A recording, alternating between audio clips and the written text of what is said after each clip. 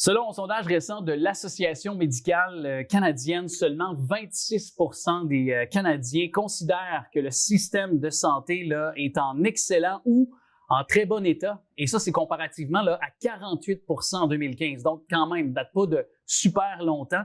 Et c'est énorme comme baisse. Et je pense que ça reflète un petit peu la réalité actuelle. Vous avez peut-être dû vous rendre dans un centre hospitalier avec la pandémie ces derniers mois aussi. On en discute avec un organisme qui peut vous aider. Et si vous ne le connaissez pas, ben, c'est une belle occasion également de vous le faire redécouvrir ou découvrir. Et c'est la directrice générale donc, qui est avec moi du Centre d'assistance d'accompagnement aux plaintes, Mme Josée Lapelle. Josée Lapelle, dis-je, oui, bonjour. Bonjour. Merci d'être avec nous. On va peut-être le démystifier d'emblée comme ça, sans perdre de temps. Qu'est-ce que c'est le CAP, communément appelé? Je vais emprunter le diminutif, là. C'est moins long, effectivement. Bien, nous, on est un organisme communautaire, on est indépendant du réseau de la santé, donc on est vraiment autonome. Puis on est là pour aider les gens qui sont insatisfaits des services qu'ils ont reçus dans le réseau de la santé ou qui considèrent qu'ils auraient dû recevoir, là. Donc, s'ils ont besoin d'un soin ou d'un service, puis qu'on leur refuse pour quelque raison que ce soit, puis qu'ils veulent le dénoncer, puis qu'ils veulent entreprendre une démarche qu'on appelle une démarche de plainte. OK. Et ça, c'est tout type opération, par exemple, mettons à l'urgence, à la clinique, à l'hôpital, dans tout type de centre de santé? Ou... Ben, on parle de tout ce qui est public, donc il faut oui. faire attention. Au niveau des cliniques, il y a certaines cliniques qui vont être considérées comme privées. Donc, c'est vraiment tout ce qui est public, mais ça couvre plus large aussi, ça couvre les services sociaux. Donc, on peut parler des centres de réadaptation, centres jeunesse, tout ce qui est ressources d'hébergement aussi. Alors, ne jamais hésiter à le faire parce que les gens ont peut-être tendance parfois à penser qu'ils sont des chialeux, parce qu'on nous a tellement, puis à juste titre, là, mentionné que nos anges gardiens durant la pandémie, nos infirmières par exemple, nos préposés bénéficiaires ont été tellement présentes puis ont apporté des soins, c'est sûr qu'ils sont dignes de mention. Mais là, évidemment, toute personne qui peut-être se sent lésée a des droits et peut les faire respecter. Là. Ben effectivement, puis ça c'est quelque chose que ça serait le fun qui change un peu, qu'on arrête de percevoir le fait de faire une plainte comme quelque chose de négatif, de gens chialeux, ouais. C'est très bien dit, mais plutôt de le voir comme un geste constructif. Le régime d'examen des plaintes a été mis en place pas pour trouver des coupables, mais pour trouver des solutions. Fait que son intention, c'est vraiment d'améliorer la qualité des services. Donc, le fait de l'utiliser, c'est vraiment jouer notre rôle de citoyenne actif, puis d'aider à l'amélioration là, du réseau.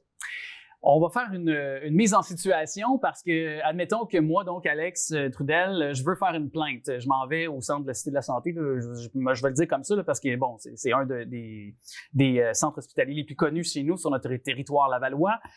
Donc, je me rends là, je me sens peut-être mal accueilli, mal servi. Qu'est-ce que je peux faire là, à partir du jour 1? Là? Mais dans chaque établissement, vous avez un commissaire aux plaintes et à la qualité des services. C'est cette personne-là qui va traiter votre insatisfaction, qui va traiter votre plainte. Nous, comme organisme communautaire, on est là pour vous accompagner dans la démarche. Si vous avez besoin d'aide pour rédiger la plainte ou pour vous retrouver, là, vous savez pas où vous adresser, ben nous, on est là pour ça, pour vous supporter pendant toute la démarche. Dans plusieurs langues, hein, je pense. Oui, tout à fait. Nous, on est bilingue minimalement, puis aussi, on a accès aussi à d'autres organismes qui vont offrir des services d'interprétariat là, aux besoins. Donc, dans le fond, à partir du moment où on vit une insatisfaction, qu'est-ce qu'on fait? Ben, on se fait accompagner. Puis, quand vous appelez au CAP, nous, ben, on prend le temps avec vous d'écouter ce que vous avez vécu, de faire un peu le ménage dans toute la situation, de vraiment valider avec vous pourquoi vous voulez faire la plainte, qu'est-ce que vous voulez qu'il change. Puis ensuite, ben, cette plainte-là, on vous aide à la mettre sur papier. Elle est envoyée au commissaire aux plaintes. Puis ensuite, le commissaire, là, il y a quand même 45 jours pour vous répondre. Là, donc, ça prend pas 6 mois à avoir une réponse lorsqu'on fait une plainte. Fait que c'est pas tabletté, là. C'est-à-dire que les plaintes, là, il y a vraiment un retour sur notre investissement, sur ce qu'on veut faire, sur notre plainte et sur il y a un suivi aussi. Là. Effectivement, le commissaire aux plaintes va répondre à tout le monde. Je vous le cacherai pas, là, je veux pas vous vendre du rêve là, puis péter des nuages. Là. Le réseau de la santé, c'est un gros bateau. Ça prend du temps parfois avant que les changements soient vécus concrètement sur le terrain. Mais il faut pas le voir non plus comme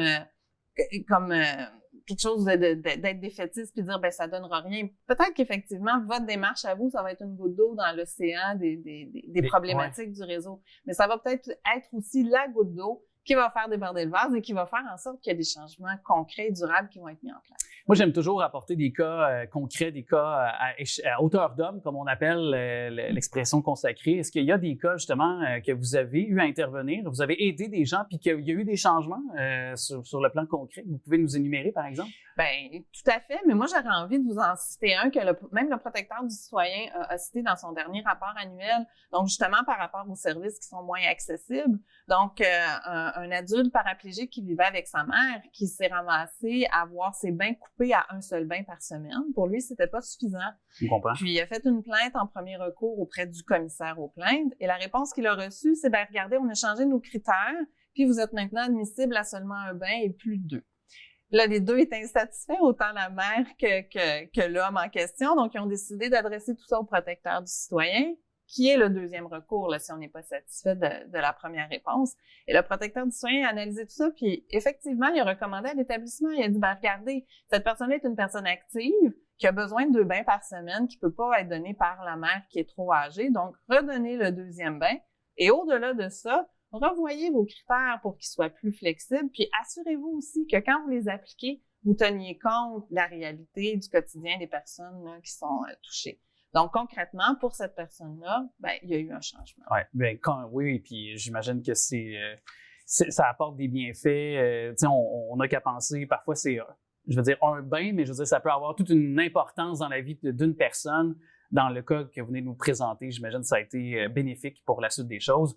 Oui, puis pour les autres usagers aussi, parce que les critères ont été revus là, à l'intérieur de l'établissement. Oui. Et quand on veut faire une plainte, quand on veut s'adresser à vous, le tout se fait dans une confidentialité, j'imagine? Tout à fait. Nos services sont confidentiels, sont gratuits. Tout le régime d'examen des plaintes est confidentiel et gratuit aussi. Il n'y a pas d'avocat impliqué là-dedans. Vous n'aurez pas à témoigner, vous n'aurez pas à passer devant un juge. Donc, pas hésiter. Vous avez une question, tout simplement, ben adressez-vous à nous. Puis ça va nous faire plaisir de vous répondre puis de vous diriger. Parce que c'est ça, parfois, on a peur d'avoir l'air chialeux, mais on veut pas non plus se faire, comme vous avez dit un peu plus tôt, passer devant la cour ou évidemment, on a peur peut-être aussi de passer devant des gens qui pourraient être mal intentionnés dans notre démarche, là, je vais le dire comme ça entre guillemets, là. Mais donc, c'est parfois la peur des gens, là. Ça m'amène aussi à préciser que si jamais vous déposez une plainte, c'est distinct de votre dossier médical, là. Donc, il n'y a pas de mélange, là. Si vous vous représentez à l'urgence après, là, le premier papier sur le dessus, c'est pas votre démarche de plainte. Ça, c'est autre chose. Donc, vous n'avez pas à vous en faire. C'est pas comme un policier qui lorsqu'on vous arrête sur le bord de la rue, il y a votre permis de conduire, qu'il y a votre dossier de conduite ou vos fautes du Code de la sécurité routière, finalement, là. Non, c'est vraiment 2 dossiers distincts. Alors, les moyens pour vous joindre sont assez évidents. lecaplaval.com. Sinon, ben, Facebook, vous avez également page Facebook. Sur notre page Facebook, vous allez retrouver plusieurs informations, des capsules vidéo, des capsules écrites aussi. Donc, n'hésitez pas à aller le consulter. Par téléphone aussi. Oui.